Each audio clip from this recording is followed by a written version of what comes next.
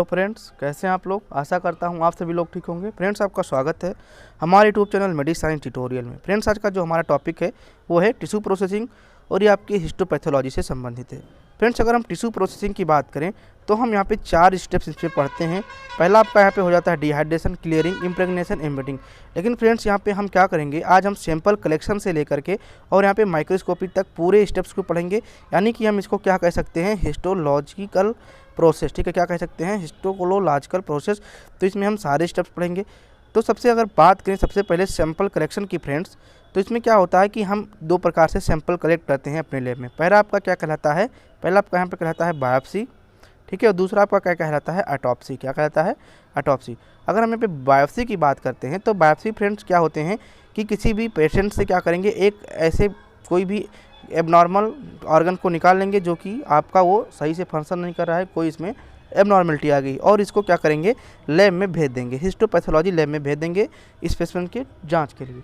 तो इसको क्या कहते हैं, आपका बायोप्सी कहते हैं। लेकिन ऑटोप्सी की यहाँ पे बात करें तो ऑटोप्सी क्या होता है, ये डेड ऑर्गेनिज्म होता है। यानी कि इसमें कोई भी प्रकार की लिविंग थिंग्स नहीं होती हैं और ये डेड हो चुके होते हैं और इनको लैब में जांच के लिए भेजा जाता है कि किन कारण से इस चीज़ की डेथ हुई है, यानी कि ये किस प्रकार से लिविंग नहीं रह गया है। ठीक है, तो इसको हम क्या कहते हैं, ऑटोप्सी कहते हैं। ऑटोप्सी में जैसे आपका पोस्टमार्टम वाला केस आ जाता है और साथ में कोई भी फीटस का केस आ जाता है जो कि डेड हो चुका होता है। तो 2 चीज़ इसमें हम लोग कंसीडर करते हैं। ठीक है, तो आप 2 प्रकार से सैंपल कलेक्ट कर लेंगे, या फिर आपका ऑटोप्सी होगा या फिर बायोप्सी होगा। अब आपके जब लैब में सैंपल आएगा तो क्या करेंगे, इसमें आप क्या देखेंगे, इसके में जो पेशेंट का नेम है वो मेंशन है या नहीं मेंशन है। ठीक है, उसका एज मेंशन है या नहीं मेंशन है, और किस आर्गन का ये सैंपल है। ठीक है, तो इन सब बातों को हम बहुत केयरफुली देखते हैं। ठीक है, उसके बाद हम क्या करते हैं कि यहाँ पे एक फिक्सेशन, ठीक है, फिक्सेशन करते हैं। फिक्सेशन में क्या होता है फ्रेंड्स कि हमारा जब टिश्यू आता है तो इसमें कोई नॉर्मली फ्लूइड डाल के भेज देते हैं। ठीक है, ताकि वो सड़ने ना पाए।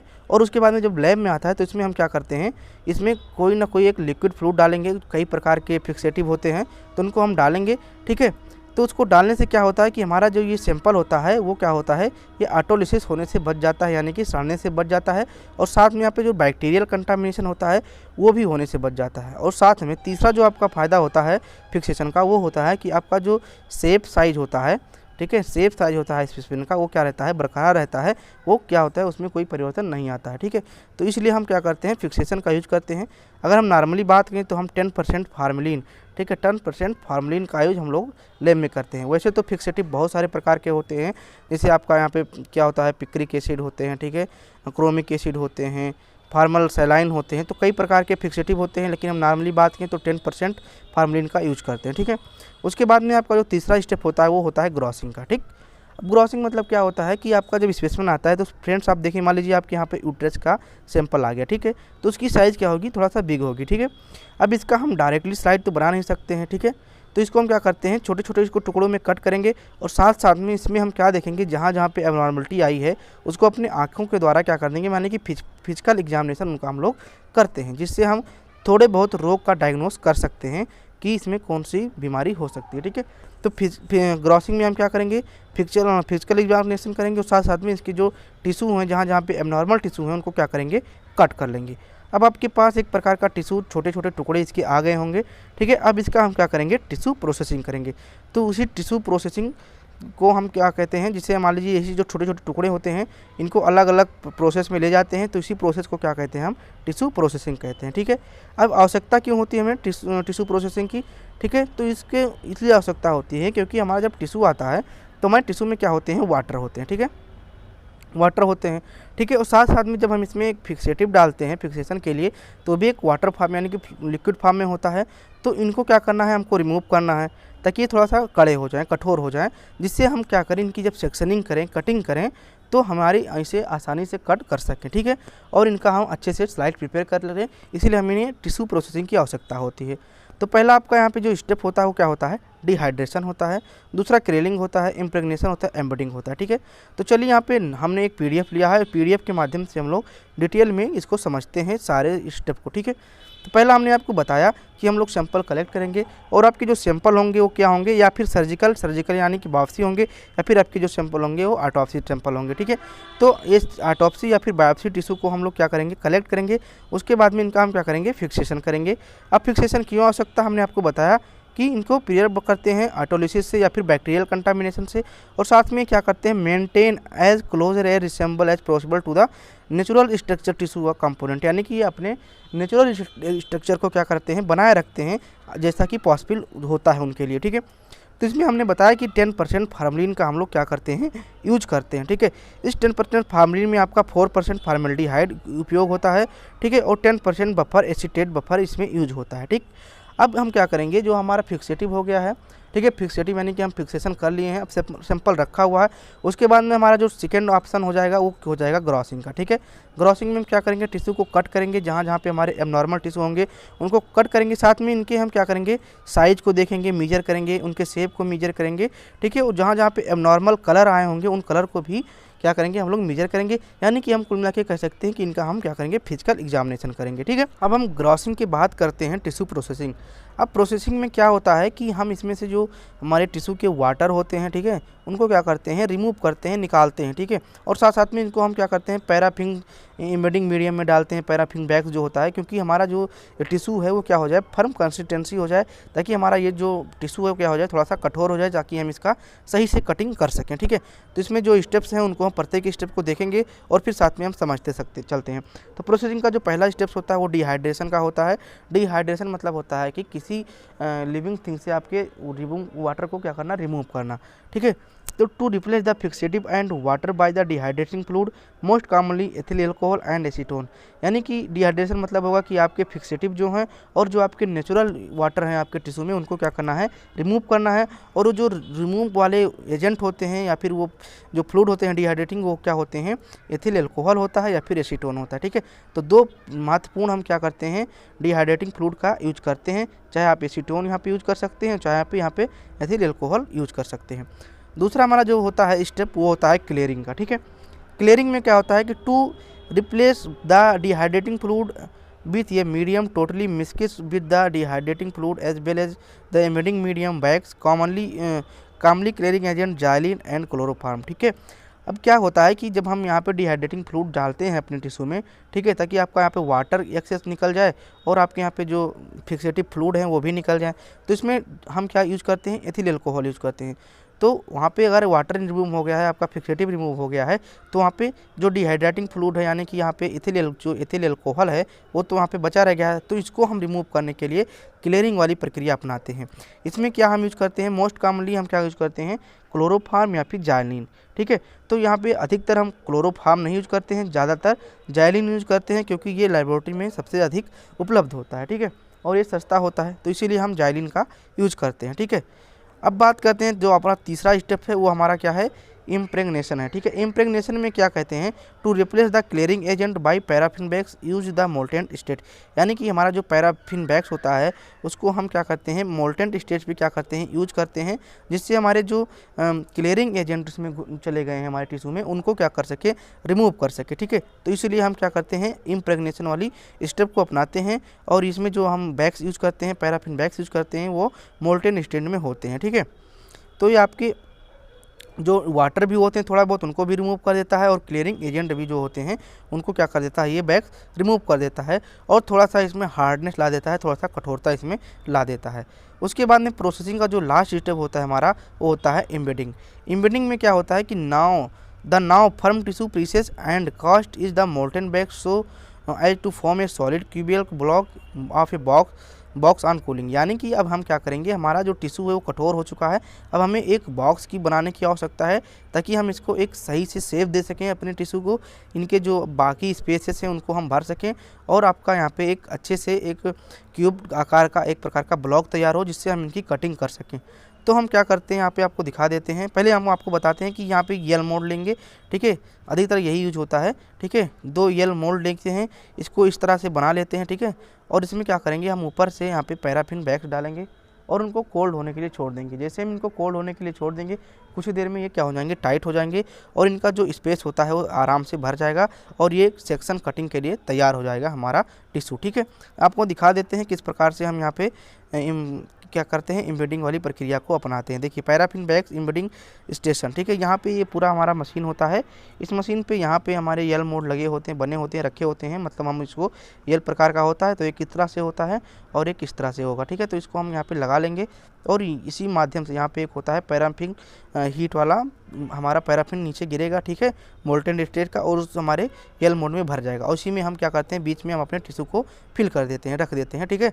तो पूरा पैराफिन बैग्स भर जाएगा, तो हमारे क्यूबिक आकार का यहाँ पे स्ट्रक्चर बन जाएगा। और ये हमारे जो क्या होते हैं माइक्रोटोम होते हैं, भी आपको बताते हैं, तो उनमें क्या होता है सही से फिट हो जाते हैं और कटिंग करने में क्या हो जाता है आसानी होती है, ठीक है। तो इसीलिए हम क्या करते हैं, एम्बेडिंग वाली प्रक्रिया को अपनाते हैं। तो आपको समझ में आ गया होगा कि हमने कितने स्टेप्स को समझ लिए हैं। स्टेप्स हमने सबसे पहला जो सैंपल कलेक्शन का समझा, यानी कि हम 2 प्रकार से सैंपल कलेक्शन करेंगे, ऑटोप्सी या फिर बायोप्सी, और हम इसमें लेबलिंग करेंगे, नेम एज देखेंगे, ठीक है, यानी कि पूरे सावधानी से हम सैंपल को क्या करेंगे, कलेक्ट करेंगे।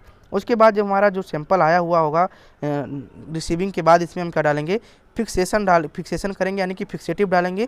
और इस फिक्सेशन की प्रक्रिया में हम क्या करेंगे, कोई फ्लूइड होगा फिक्सेटिव का, जो जिसे हम 10% यहाँ पे फार्मलिन ले रहे हैं, उसको डालेंगे। क्यों डालते हैं, क्योंकि ये हमारे जो यहाँ पे ऑटोलिसिस होने से बचाता है हमारे टिश्यू को, और साथ में बैक्टीरियल कंटामिनेशन होने से बताता है, और साथ में इनके जो नेचुरल स्ट्रक्चर होता है उनको क्या रखता है, बनाए रखता है, ठीक है। उसके बाद में हम क्या करेंगे, तीसरा स्टेप अपनाएंगे ग्रॉसिंग का, यानी कि हमारे जो लार्ज सैंपल हैं उनको क्या करेंगे, हम इनका फिजिकल एग्जामिनेशन करेंगे, और साथ साथ में इनका हम थोड़ा सा एबनॉर्मल वाले भाग से क्या करेंगे, इनका कटिंग करेंगे और छोटे छोटे पीसेस इनका बना लेंगे, ठीक। अब इन पीसेस को हम क्या करेंगे, टिश्यू प्रोसेसिंग के रूप में करेंगे। क्यों करते हैं, क्योंकि हमारे जो एक्सेस वाटर होते हैं हमारे टिश्यू में वो रिमूव हो जाए, साथ में जो हमारा यहाँ पे फिक्सेटिव फ्लूइड है वो रिमूव हो जाए, जिससे हमारे टिश्यू में कठोरता हो जाए और इनका सेक्शनिंग करने में, कटिंग करने में इसको आसानी से हम कर सकें। तो टिश्यू प्रोसेसिंग में हमने 4 स्टेप देखा। डिहाइड्रेशन, यानी कि आपके टिश्यू से फिक्सेटिव फ्लूइड को निकालें, और साथ में जो एक्सेसिव हमारे नेचुरल वाटर है उनको रिमूव करता है। इसके बाद में क्लियरिंग हमारी स्टेप होती है। क्लियरिंग में क्या होता है, जो हमारे यहाँ पे डिहाइड्रेटिंग फ्लूइड थे, जैसे हम यहाँ पे बताए थे आपको कि एथिल अल्कोहल के रूप में इनको हम लेते हैं, तो उनको रिमूव करने के लिए हम क्या करते हैं, क्लियरिंग का उपयोग करते हैं। मोस्ट कॉमनली क्लियरिंग एजेंट होता है वो क्या होता है, आपका जाइलिन होता है, ठीक है। फिर तीसरा स्टेप हमारा था इम्प्रेगनेशन, यानी कि जब हम जाइलिन को यूज किए हैं तो जाइलिन हमारे टिश्यू के आसपास आ गया होगा, ठीक है, तो हम इनको जाइलिन को हटाने के लिए इम्प्रेगनेशन वाला स्टेप लेते हैं। इसमें हम क्या करते हैं, मोल्टेन स्टेट का हम पैराफिन बैग्स डालते हैं, जिससे हमारे क्या होते हैं, टिश्यू तो कठोर हो जाते हैं, और साथ में हमारे जो एक्सेस वाटर होते हैं और जाइलिन होती है वो क्या हो जाता है, रिमूव हो जाता है, ठीक है। फिर हम क्या करते हैं, एम्बेडिंग करते हैं। एम्बेडिंग मतलब होता है कि हम एक सही से शेप दें, और उसके जो हमारा क्या कह सकते हैं एरिया होता है, इसको हम क्या करें, फुलफिल कर दें, ठीक है। तो मान लीजिए आपका टिश्यू होता है, यल मोल्ड होता है, यल मोल्ड में हम क्या करते हैं, अपने पैराफिन बैग्स को डालते हैं मोल्टेन स्टेट में, लेकिन कुछ देर बाद ये क्या हो जाते हैं, कठोर हो जाते हैं, जिससे हमारा जो टिश्यू होता है वो आसानी से क्या हो जाता है, एक स्टेबल हो जाता है, और हम इसको कटिंग के लिए, माइक्रोटोमी के लिए तैयार कर लेते हैं, ठीक है। तो अब टिश्यू प्रोसेसिंग के बाद जो हमारा स्टेप होता है वो क्या होता है, माइक्रोटोमी होता है। तो चलिए हम देखते हैं माइक्रोटोमी कौन सी प्रक्रिया होती है। फ्रेंड्स, थोड़ा माइक्रोटोमी से देखने से पहले हम थोड़ा आपको बता दें कि आपका जो यहाँ पे प्रोसेसिंग होता है वो आप मैनुअली भी कर सकते हैं, और साथ में आप यहाँ पे हिस्टोकाइनेट वाले मशीन के द्वारा भी कर सकते हैं। हिस्टोकाइनेट के मशीन में इस प्रकार में जो हम देखते हैं वो यहाँ पे इस तरह से प्रोसेसिंग करते हैं, यानी कि आप यहाँ पे जो एल्कोहल यूज करते हैं, देखिए यहाँ पे फिक्सेटिव आपका हो जाएगा 10%, ठीक। 10% के बाद हम क्या करेंगे, यहाँ पे 70% एल्कोहल लेंगे आधे घंटे के लिए, 95% फिर एल्कोहल लेंगे आधे घंटे के लिए, फिर 100% का एल्कोहल लेंगे 1 हॉर्स के लिए, 100% का एल्कोहल लेंगे 1 हॉर्स के लिए, फिर 100% का 1 हॉर्स के लिए, फिर 100% 1 हॉर्स के लिए, फिर हम क्या लेंगे, एल्कोहल लेंगे और साथ में जाइलिन लेंगे 1 हॉर्स के लिए, ठीक है। ये आपके अलग अलग जो बॉक्स होते हैं वो बने होते हैं आपके हिस्टोकाइनिन में, वो बार बार आपका यहाँ पे जो टिश्यू होता है वो बार बार स्टेप वाइज स्टेप बदलता रहता है अपने टाइमिंग के अनुसार, ठीक है।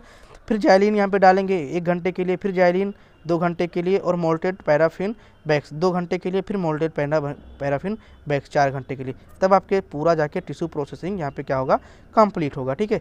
अगर आप इसको मैनुअली करें तब भी इस वाले स्टेप को अपना सकते हैं, ना कि एक बार डाल दें और फिर हटा लें। एक टाइमिंग होगा, उस टाइमिंग के अनुसार ही आप टिश्यू प्रोसेसिंग करेंगे, जो कि इस प्रकार से यहाँ पे मेंशन किया हुआ है। अब फ्रेंड्स, टिश्यू प्रोसेसिंग के बाद हम क्या करेंगे, अगला स्टेप होगा हमारा माइक्रोटोमी, यानी कि सेक्शन का कटिंग करेंगे। This is the process of cutting thin section of tissue embedding in the bags block using a rotatory microtome, यानी कि रोटेटरी माइक्रोटोम का हम यूज करके क्या करेंगे, एक थिन सेक्शन का कटिंग करेंगे, जो कि आपका ये tissue embedded in back block, यानी कि जो आपका टिश्यू होगा वो बैक ब्लॉक में एम्बेडेड रहेगा। उसी हम back block, embedded back block का जो टिश्यू है उसी का हम क्या करेंगे, कटिंग करेंगे और थिन सेक्शन का हम लोग कटिंग करेंगे। और जो यंत्र होगा वो क्या कहलाएगा, आपका माइक्रोटोम कहलाएगा। और ये प्रोसेस जो कहलाएगा क्या कहलाएगा, माइक्रोटोमी कहलाएगा। अब माइक्रोटोम फ्रेंड्स कम से कम 7 प्रकार के होते हैं, तो इसका लेक्चर हमें सेपरेट बनाना ही उचित होगा, ठीक है। तो अगले जो लेक्चर आने वाला है वो शायद वहाँ का माइक्रोटोमी होगा, तो आप इस पर ज़रूर ध्यान दीजिएगा, ठीक है। अब माइक्रोटोमी के बाद हम थोड़ा सा बात करते हैं कि हमारा जो माइक्रोटोमी होगा वो कितने, ठीक है, कितने mm में या फिर कितने माइक्रोन में ये अच्छा रहेगा। तो 3 से 4 माइक्रोन में सबसे ये बेटर माना जाता है। आपका जो सेक्शन थिन सेक्शन होता है तो 3 से 4 माइक्रोन का ही आप सेक्शन कटिंग करें, ठीक है। अब यहाँ पे देख लीजिए, यहाँ पे जो माइक्रोटोम होता है वो किस प्रकार से होता है। ये रोटेटरी माइक्रोटोम है, यह अधिकतर यही यूज होता है हमारे लैब में, ठीक है। और यहाँ पे जो रोटेटरी माइक्रोटोम है उसका ब्लेड यहाँ पे है, तो इस प्रकार के ब्लेड का हम लोग इसमें उपयोग करते हैं, ठीक। और जो सेक्शन होता है वो 3 से 4 माइक्रोन के बीच में कटना जाना चाहिए, ठीक है। अब क्या होता है, माइक्रोटोम के बाद क्या करेंगे हम, माइक्रोटोमी के बाद क्या करेंगे, स्टेनिंग वाली प्रक्रिया अपनाएंगे। यानी कि आपका यहाँ पे थिन सेक्शन का प्रिपरेशन हो गया है, ये आपके स्लाइड पे क्या कर दिया गया है, रख दिया गया, ठीक है। अभी हम इसको क्या करेंगे, स्टेनिंग करेंगे। तो जो रूटीन माइक्रोस्कोपिक स्टेनिंग होता है हिस्टो में होता है HND, यानी कि हीमोटॉक्सिन एंड यूओसिन स्टेनिंग, ठीक है। तो ये अधिकतर यूज होता है, लेकिन हम अलग अलग प्रकार के स्टेनिंग का अलग अलग डिजीज़ को देखने के लिए करते हैं। अब स्टेनिंग जब हम लोग कर लेंगे तो इसके बाद हम क्या करेंगे, इनका माउंटिंग करेंगे। यानी कि आपका जो यहाँ पे स्टेनिंग हो गया है, जो यहाँ पे स्पेसिमेन था, ठीक है, तो इस पर क्या करेंगे, एक कवर स्लिप के द्वारा इनका क्या करेंगे, माउंटिंग करेंगे और इसको हम क्या करेंगे, एक सुरक्षित बना लेंगे अपने इस स्लाइड को, ठीक है। तो उसके बाद में हम क्या करेंगे, अभी हमारे देखिए यहाँ पे देख लीजिए, जैसे यहाँ पे हीमोटॉक्सिन स्टेन आपको दिखाई दे रहा होगा, फिर यहाँ पे FB स्टेन या फिर ZN स्टेन मान लीजिए, तो यहाँ पे दिखाई दे रहा है। तो हम कई प्रकार के स्टेन यूज करते हैं। जैसे यहाँ पे आपको बता दें कि अगर आपको बाइल पिगमेंट देखना है तो हॉल स्टेन का यूज कर सकते हैं, ठीक है। अगर आपके एसिड फास्ट बेसलाई को देखना है तो ZN स्टेन का यूज करिए। फैट को देखना है तो सूडान का यूज कर लीजिए, सूडान 3, सूडान 4 का यूज करते हैं अधिकतर, ठीक है। और अगर रेटिकुलिन फाइबर देखना है तो सिल्वर इम्प्रेग्नेशन स्टेन करते हैं। कैल्शियम देखना है तो वान कोसा स्टेन देखते हैं। हमने जब आपको MCQ बता रहे थे तो आपको बताया था कि वान कोसा स्टेन कहाँ यूज किया जाता है, किस लिए यूज किया जाता है, ठीक है। फाइब्रस टिश्यू को देखना है तो वान जिन्सन होता है। फंगस को देखना है तो पास स्टेन का यहाँ पे यूज करते हैं, ठीक है। तो इस प्रकार के बहुत सारे स्टेन हैं। जैसा हम वहाँ पे फिजिकल एग्जामिनेशन जब करते हैं ग्रॉसिंग में, उसी हिसाब से इन पे हम कई प्रकार के स्टेनिंग को लगवाते हैं, ठीक है। जैसे अब क्या होगा कि एक ही हम स्लाइड तो बनाते नहीं हैं, कम से कम 4-5 स्लाइड इनका प्रिपेयर करते हैं। तो हिसाब से हम क्या करते हैं, इन पे स्टेनिंग करते हैं डिजीज को देखने के लिए। अब फ्रेंड्स हम स्टेनिंग हो जाएगा तो सबसे जो लास्ट स्टेप हो जाएगा वो आपका क्या हो जाएगा, यहाँ पे हम आपको बताते हैं, वो आपका हो जाएगा माइक्रोस्कोपी। क्या हो जाएगा यहाँ पे, माइक्रोस्कोपी, ठीक है। तो स्टेनिंग हो गया है तो अब क्या करेंगे, हम माइक्रोस्कोपी करके इनका डायग्नोसिस ही तो करना है, तो आपका माइक्रोस्कोपी होगा। उसके बाद हम क्या करेंगे, इनके जो डिजीज़ हैं उनको क्या करेंगे, डायग्नोस करेंगे। तो इतने स्टेप्स हम अपनाते हैं अपने हिस्टोलॉजी लैब में, ठीक है। फिर से आपको बता देते हैं, सबसे पहला आपका होगा जो सैंपल कलेक्शन का होगा। 2 प्रकार से सैंपल कलेक्शन करेंगे, ऑटोप्सी होगा या फिर बायोप्सी होगा, ठीक है। फिर इस सैंपल को क्या करेंगे, फिक्स करेंगे किसी भी फिक्सेटिव के द्वारा, ठीक है। क्यों फिक्स करेंगे, क्योंकि इनका ऑटोलिसिस होने से बच जाए, साथ में इनका बैक्टीरियल कंटामिनेशन होने से बच जाए और इनका शेप साइज बरकरार रहे जैसे पहले था, ठीक है। फिर क्या करेंगे, इनका हम ग्रॉसिंग करेंगे। ग्रॉसिंग में हम क्या देखते हैं, इनका फिजिकल एग्जामिन करते हैं और साथ में जो हमारे लार्ज सैंपल होते हैं उनको क्या करते हैं, जहाँ जहाँ पे एबनॉर्मलिटी दिखेगी वहाँ क्या करते हैं, इनका कटिंग करते हैं, ठीक है। फिर इन कटिंग जो टिश्यू हमारा होता है उसको क्या करते हैं, प्रोसेसिंग वाले स्टेप पे ले जाते हैं। प्रोसेसिंग क्यों करते हैं, क्योंकि हमारे जो एक्सेस वाटर हैं वो रिमूव हो जाए और साथ में हमारा जो सैंपल है वो क्या हो जाए, थोड़ा सा कठोर हो जाए, ताकि हम इसका सेक्शनिंग करें या फिर माइक्रोटोमिक वाला प्रक्रिया जब करें तो ये अच्छे से हो पाए, ठीक है। तो इसमें 4 स्टेप होते हैं, डिहाइड्रेशन, क्लियरिंग, इम्प्रेग्नेशन, एम्बेडिंग और इम्प्रेग्नेशन, ठीक है। हम आप इम्प्रेग्नेशन और एम्बेडिंग, ठीक है। तो हमने इसको आपको डिटेल से बता दिया है। डिहाइड्रेशन मतलब होगा आपके वाटर को रिमूव करना टिश्यू से। फिर क्या करेंगे, क्लियरिंग करेंगे, यानी कि जो आपका डिहाइड्रेटिंग फ्लूइड है उसको रिमूव करेगा क्लियरिंग एजेंट, जो कि जाइलिन होता है। इम्प्रेग्नेशन में क्या होगा कि आपके जो क्लियरिंग एजेंट है जाइलिन है उनको रिमूव करेगा, ठीक है, पैराफिन के द्वारा किया जाता है, पैराफिन बैग्स के द्वारा। और एम्बेडिंग भी आपका क्या हो जाता है, यहाँ पे बैग्स के द्वारा किया जाता है। इसको एम्बेडिंग में क्या होता है कि हम एक प्रकार का क्यूब बनाते हैं, इसमें आपके सैंपल क्या होते हैं, फिटेड होते हैं, ताकि इनका जो एरिया है वो अच्छे से कवर हो जाए और हमारे जो सेक्शनिंग है यानी कि माइक्रोटोमी वाली प्रक्रिया है वो अच्छे से हो पाए। उसके बाद हम क्या करेंगे, जब हमारा यहाँ पे मतलब कि कटिंग, वो सॉरी, यहाँ पे हमारा क्यूब बन जाएगा। उसके बाद हम क्या करेंगे, माइक्रोटोमी करेंगे, यानी कि इसको थिन सेक्शन में इनका क्या करेंगे, कट करेंगे। अब हम 3-4 यहाँ पे थिन सेक्शन कट करेंगे और 3-4 स्लाइड पे इसको हम लगा देंगे, ठीक है। उसके बाद हम क्या करेंगे, स्टेनिंग करेंगे। अब मोस्ट कॉमन जो स्टेनिंग होता है वो H&E होता है, ठीक है। तो अधिकतर हम H&E एक केस करेंगे, लेकिन अगर हम देखते हैं कोई और प्रकार के डायग्नोसिस हमको करना है तो हम क्या करेंगे, कई सारे स्टेन को हम कर सकते हैं। जैसे अगर आपको कैल्शियम डिपोजिशन है तो उसको देखना है तो हम क्या करेंगे, उसमें हम वान कोसा स्टेन करेंगे, ठीक है। उसके बाद में जब स्टेनिंग हो जाएगा तो हमारा लास्ट स्टेप होगा माइक्रोस्कोपी, और उसके बाद में हम क्या करेंगे, इसको हम क्या करेंगे, डायग्नोस करेंगे। तो इस प्रकार से हम किसी भी टिश्यू का क्या करते हैं, यानी किसी भी आर्गन जो आपके रिमूव होता है सर्जिकल से, तो उसको क्या करते हैं, एग्जामिन करते हैं, ठीक है। हाँ फ्रेंड, थोड़ा सा यहाँ पे एक चीज़ छूट गया है। जैसे आप फिक्सेशन किए, ठीक है, तो फिक्सेशन के बाद यहाँ पे ग्रासिंग होगा। ग्रासिंग में हम देखते हैं कि अगर यहाँ पे हमारे कैल्शियम का डिपोजिशन है तो हम क्या करते हैं, एक स्टेप अपनाते हैं, डीकैल्सिफिकेशन। क्या अपनाते हैं, डीकैल्सिफिकेशन, यानी कि हम क्या करते हैं, जो आपका कैल्शियम का डिपोजिशन है उसको यहाँ से रिमूव करते हैं। क्योंकि जो कैल्शियम अगर हमारे सैंपल में पड़ा रहेगा, हमारे टिश्यू में पड़ा रहेगा, तो इसका स्टेनिंग सही से नहीं हो पाएगा, कोई ना कोई यहाँ पे डिफेक्ट काज करेगा, ठीक है। तो आपका लेक्चर इतना ही था। तो आपको ये लेक्चर कैसा लगा कृपया इसको कमेंट करके ज़रूर बताएं। साथ में इसको लाइक करें, और हमारा एक टेलीग्राम चैनल है जिस पे हम क्या करते हैं, क्विज वाले पोल लगाते हैं, जिससे आपके जैसे NHM की एग्ज़ाम हुआ, ठीक है, जैसे लैब टेक्नीशियन, CHO, इन सब के लिए बहुत ही बेहतर होता है। तो आप जाके उसको ज्वाइन कर लीजिए, लिंक डिस्क्रिप्शन बॉक्स में दे देंगे। और 2-4 लेक्चर्स जो हमारे जैसे एनीमिया का है, आयरन डिफिशियंसी एनीमिया है, ठीक है। और अगर हम बात करें यहाँ पे ग्रामानोवस्की स्टेन का है, तो ये सब स्टेन के हमारे जो लेक्चर हैं हम इसको भी डिस्क्रिप्शन बॉक्स में डाल देंगे, आप वहाँ से इसको देख लीजिएगा। तो चलिए, धन्यवाद।